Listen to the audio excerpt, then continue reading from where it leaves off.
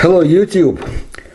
Professor Abraham van Helsing, an anthropologist and specialist in the occult sciences, is known primarily as a literary character of the Irish writer Bram Stoker from his famous work Dracula, published in 1897. If a real historical person, Prince Vlad Tsepesh of Wallachia, served as the basis for the image of the main character of the novel, Count Dracula, then why couldn't the author also use a real prototype for the image of Van Helsing? If so, who exactly could act in this role? Until now, only one candidate was known, proposed by J. Gordon Malton in his book Encyclopedia of Vampires, and it was Arminius Vambery, a Hungarian historian who was personally acquainted with Bram Stoker and whose work on the history of Hungary was used by the writer while working on the book Dracula. But at the same time, Malton himself points out that in the novel the literary Van Helsing mentions his friend Arminius from the university in Budapest. The hypothesis is weak, but still it's a hypothesis. In a 2015 book by a Polish journalist Adam Węglowski, A Very Polish History of Everything, when it was published, it was dedicated to the search for traces of Polish in a wide range of historical figures, events, myths, and legends. And among the personalities under consideration, the author offered his original hypothesis, according to which the character of Bram Stoker still had Polish roots, namely in the person of the Lutheran pastor Helwing, who lived at the turn of the 17th and 18th centuries. Jerzy Andrzej Helwing, or Georg Andreas Helwing, who lived between the years of 1666 to 1748, was born in a petty bourgeois family in the current Polish town of Węgorzewo in the Warmian Mazurian voivodeship or area, territory, which during the life of the pastor was called in Polish Węgoborg or in German Angeborg. Helwing's mother was the daughter of a local priest, and his father took over this position after the death of his father-in-law. His family's native language was German, but they also knew Polish, since most of the parish was Polish-speaking. Since childhood, Helwing has shown an interest in natural sciences.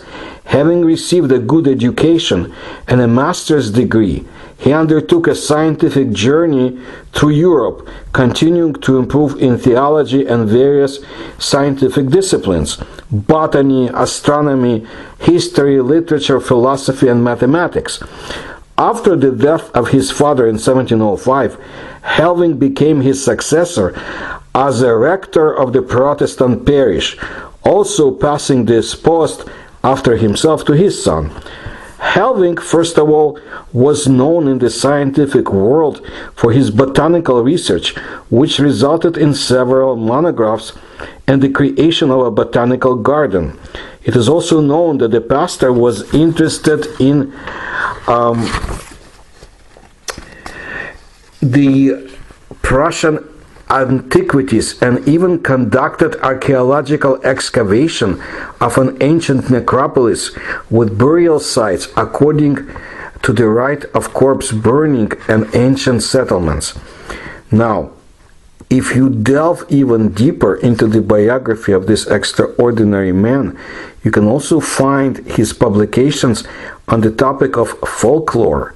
In particular, we're referring to his articles on werewolves and Polish ghouls, published on the pages of the scientific periodical Breslaunische Sammlungen von Natur und Medizin Geschichten. Helwing, according to local folk tradition, understood ghouls as a type of dead human bodies that devour themselves in a coffin, which causes the spread of epidemics that stop only after the ghoul is beheaded. The pastor personally witnessed the practical implementation of this belief when in 1709 and 1710 a plague epidemic swept through Missouri and Warmia, which mowed down about 13,000 people in Vengozhev alone. Helwing described the situation that took place in the village of Harch, whose residents began excavating graves in search of self-devouring corpses, cutting off the heads of the most suspicious. However, this action did not prevent the further spread of the disease. Pastor Helwing was not a vampire hunter, but he tried to take a sober look at the superstitions and prejudices, not taking them for truth, but still carefully describing them. What can unite him with the literary Van Helsing? The subject of vampires, the similarity of surnames, education and erudition, deep faith, knowledge of German, sojourn in Holland, and so on. Adam Węglowski considered this more than enough to suggest Helwing as a prototype of the character from the Bram Stoker novel. After all, Arminius Vambery could have been familiar with the scientific publications of the pastor from Angeborg and could have reported them to the author. But I'll tell you more about the remarkable life of Vambery in later videos, about his travels to Turkey and Central Asia, his incredible knowledge of languages, and his dedicated work as a capable spy for the British Empire against the interest of the Russian Empire in Asia. You see, Hungary's struggle for independence, suppressed by Austria with the help of the Russian Tsar Nicholas I troops in 1848, was accompanied in Pressburg not only by the execution of Hungarian patriots, but also by Jewish pogroms and the ruin of Jewish communities. Vambery hated violence, and for many years he retained a dislike for Russia, which passed only in his old age. Vambery made 2 trips to Asia. The first did not go beyond the borders of Turkey. During his 4 years in that country, I think between 1857 to 1860, he studied its language and customs, became a well-known journalist in Europe, and was elected a corresponding member of the Hungarian Academy of Sciences. The second journey brought Vambery worldwide fame when he visited the holy cities of the Muslims of the East with a caravan of dervishes and described them in 1864 in the book Journey Through Central Asia, from Tehran to the Turkmen Desert along the eastern shore of the Caspian Sea to Khiva, Bukhara and Samarkand, undertaken in 1863 for scientific purposes on behalf of the Hungarian Academy in Pest by its member Vambery. This book has been translated into almost all European languages, including Russian. Not bad for a Hungarian Jewish boy who was handicapped, he had a lame leg, but survived extreme poverty and tough luck. Learned many languages, the first of the Europeans who made a trip to Central Asia and returned safely from there. The dervish mask that Vambery wore for 10 months allowed him to see and describe what the European world did not know before him. On a long and difficult journey through deserts and oases, Vambery made friends and enemies.